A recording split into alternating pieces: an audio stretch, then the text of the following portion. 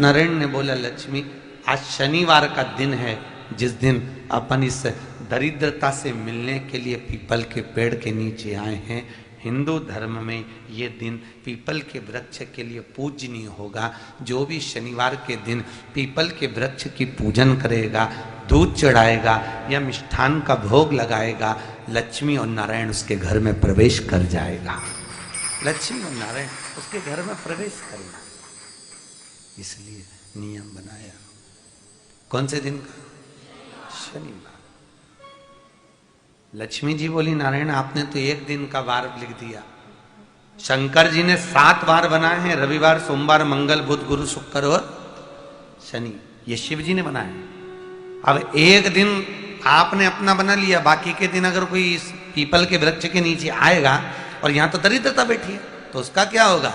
भगवान नारायण बोले, सुन दरिद्रता, तेरे से एक विनती है, अगर कोई भी मनुष्य इस पीपल के पेड़ के नीचे अगर 7 दिन में आता है और उसके हाथ में अगर कोई सामग्री होती है तो तू उसके घर में प्रवेश नहीं करेगी।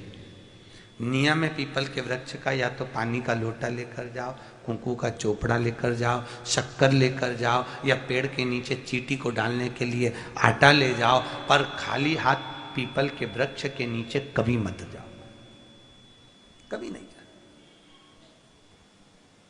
खाली हाथ जाओगे तो दरिद्रता तुम्हारे घर में प्रवेश करेगी। दरिद्रता उठकर खड़ी होकर बोली, नारायण तुमने अपनी मनमानी करी है, एक दिन मुझे भी मेरा चाहिए। भगवान ने कहा, बोल कौन सा दिन चाहिए? दरिद्रता कहती है, रविवार के दिन इस पीपल के वृक्ष के नीचे मैं दिन भर नृत्य करूं, इसमें रहूं, और जो यहां आए रविवार को मैं उसके घर में प्रवेश करूं। भगवान ने कहा, ठीक है। दरिद्रता, रविवार का दिन एक ऐसा दिन रहेगा जिस दिन तू इस पीपल के वृक्ष के नीचे नृत्य करेगी, और जो आएगा इस पीपल के वृक्ष के नीचे तो उसके साथ प्रवेश करेगी। मैंने तुझे वर दिया। इसलिए हमारे यहाँ केवल पीपल का वृक्ष अगर दीवार में भी लग जाता है ना, किसी की फैक्ट्री की दीवार में, किसी के घर की दीवार में पीपल का वृक्ष अगर लग जाता है, पीपल का पौधा लग जाता है, उसको कितना भी तोड़ लो वो वापिस लग जाएगा। फिर तोड़ोगे फिर लग जाएगा।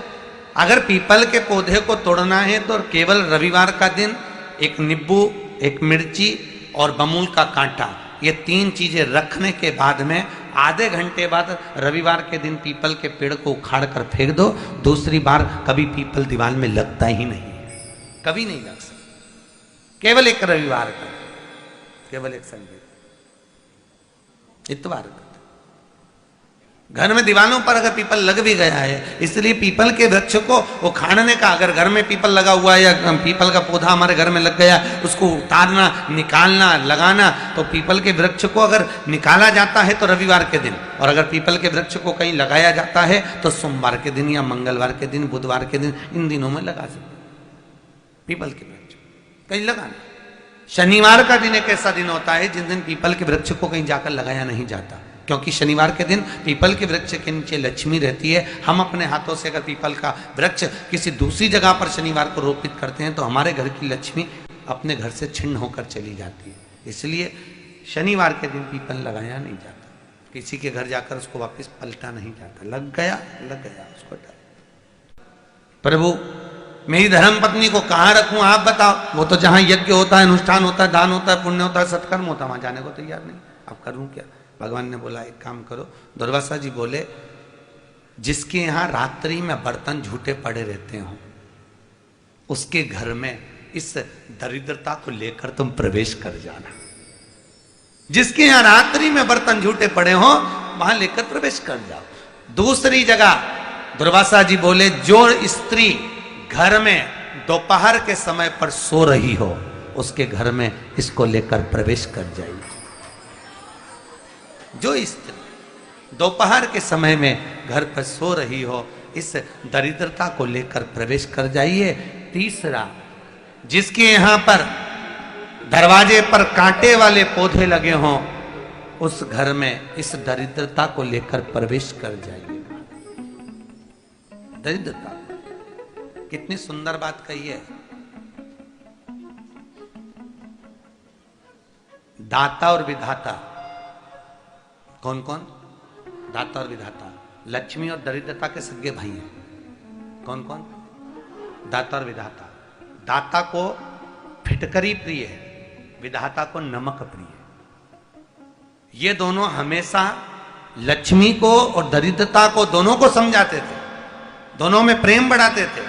आज भी हिंदू धर्म की रीति है, यहां तो ठीक है, जिसके यहां पर भी अगर थोड़ी सी भी परेशानी होती है, थोड़ा सा क्लेश होता है, अशांति होती है, लक्ष्मी नहीं टिक रही हो, काम नहीं बन रहे हो, बहुत प्रयास करा जा रहा हो और हमारा कार्य नहीं होता, तो क्या करते हैं? फिटकरी और नमक को पानी में डाल देते हैं और घर में पोछा लगा देते हैं। आप लोगों ने आजकल फेसबुक पे भी पढ़ा होगा, व्हाट्सएप पे भी पढ़ा होगा। तो क्यों लिखा उसमें? उसका कारण ही केवल होता है कि दाता और विधाता की प्रियता उसमें।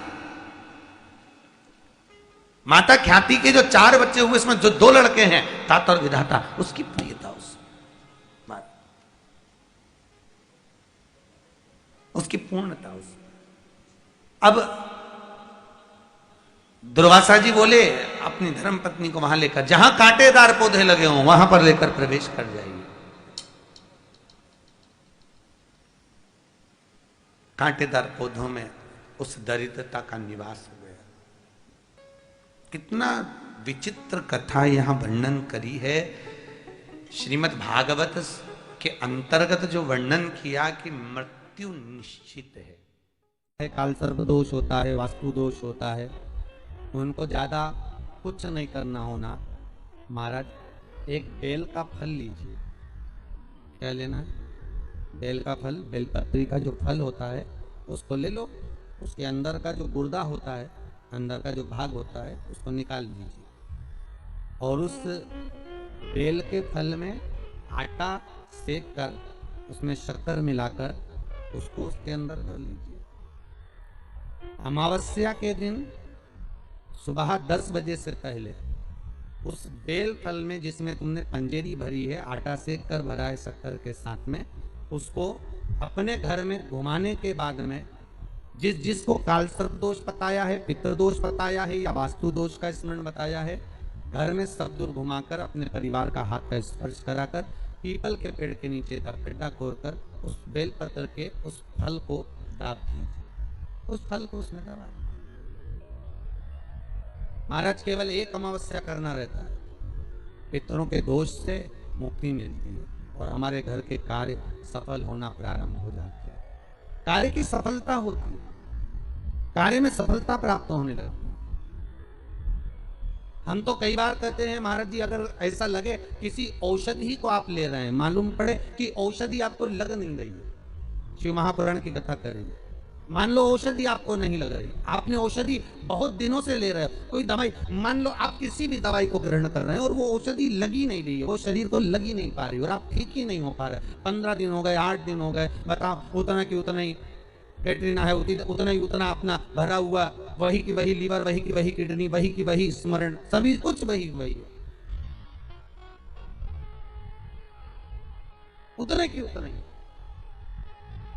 बीपी भी ऊंचा नीचा चल रहा है पर लेवल में नहीं आ रहा, शुगर भी लेवल में नहीं आ रही, तो प्रयास करा करो महाराज, बेलपत्री के फल का जो गुर्दा है, अंदर का जो भाग है फल का, उसको पानी में गला लीजिए और प्रदोष की प्रदोष, कम से कम प्रदोष नहीं हो और बीमारी जरा दवाई लगी नहीं रही हो तो बिना प्रदोष के भी कर सकते हो, उसको पानी में गलाइए।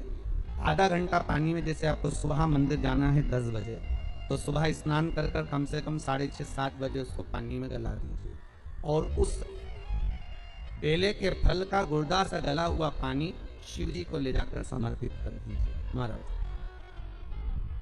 उस पानी में से थोड़ा सा 1 चम्मच पानी शिव जी पे चढ़ा हुआ लेकर आ जाइए। उस पानी को जो बीमार व्यक्ति है उसको औषधि देने से पहले मात्र आधी चम्मच से भी आधा चम्मच उसको दे दीजिए।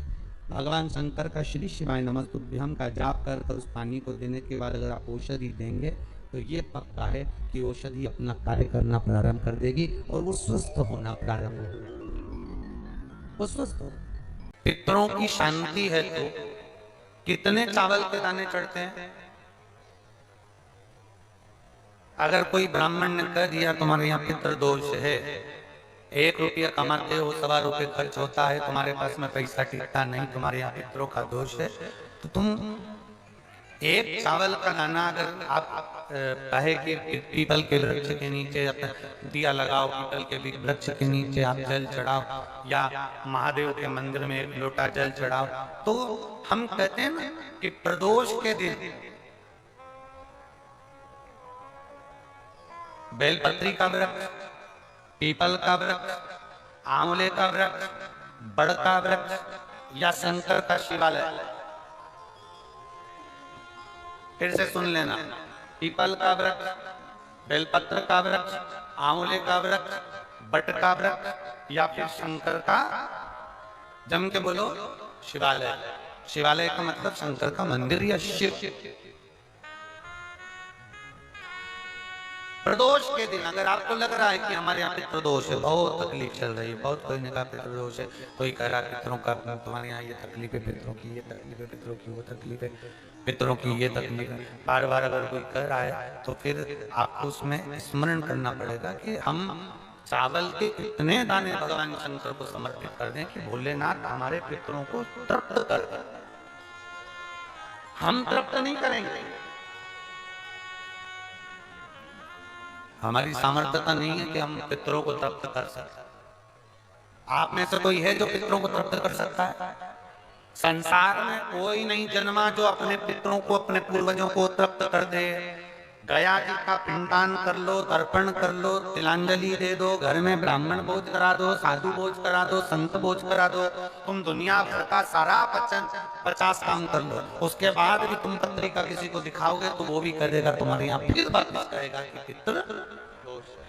अब तुमने अभी इतना अनुष्ठान करा, इतना पिंडदान करा, इतना तर्पण करा, इतनी तिलांजलि करी, इतना सब कुछ करा, इसके बाद वापिस पितृदोष आ गया, फिर वापिस पितृदोष।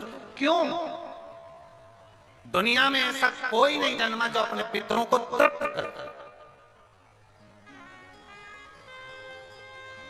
आप अपने घर के लोगों को तृप्त नहीं करते, जो जिंदा हैं वो उनको बोलो रे भाई, सही है कि गलत है? जो जिंदा हैं, माँ बाप अपने बेटे के लिए कितना भी करता है, कितना भी, आखिरी में एक दिन बेटा कह देता तुमने हमारे लिए क्या किया। बहू के लिए कितना कर लो, आखिर में बहू का देखो तो जेठानी को ज्यादा करती है, देवरानी को ज्यादा करती है, हमको करती है, अपनी ननद को ज्यादा करती है, बेटी को ज्यादा करती है, बेटी को लगता है कि बहू को ज्यादा करती है, दामाद को लगता है बेटी को ज्यादा करती है, नाती पंती सबको कितना भी कर लो, तुम अपने अड़ोसी पड़ोसी तुम्हारे रिश्तेदारों को तुम कितना भी दे लो, कितना भी कर लो, पर जब ये तृप्त नहीं हुए तो वो बोलो तो कैसे हो जाए? अपनी सामर्थ्यता है, अपनी सामर्थ्यता है कि अपन पितरों को तृप्त कर ले, या अपनी सामर्थ्यता के अंतर्गत नहीं। ये अपनी सामर्थ्यता नहीं है कि हम अपने पूर्वजों को, अपने पितरों को तृप्त करें। तृप्त कौन करेगा?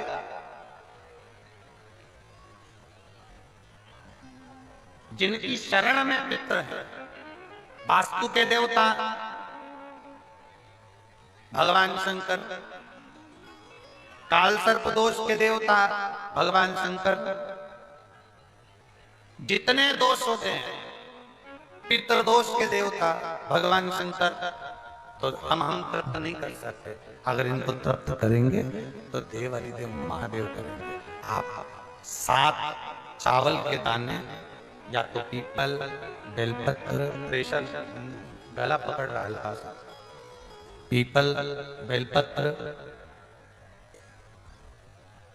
आंवला, बटवृक्ष या फिर शिवालय, प्रदोष के दिन 7 चावल के दाने आप इन जगह में से कहीं पर भी अगर आप समर्पित कर देते हैं तो उसके बाद आप जो जिंदगी जी रहे हैं, और 3 महीने फिर आप अंदाजा लगा कर देखना कि आपने जो 7 चावल के दाने इन स्थान पर अगर आपने समर्पित करे तो उसका फल पितरों को मिला कि नहीं मिला, और उसका फल हमें प्राप्त हुआ कि नहीं।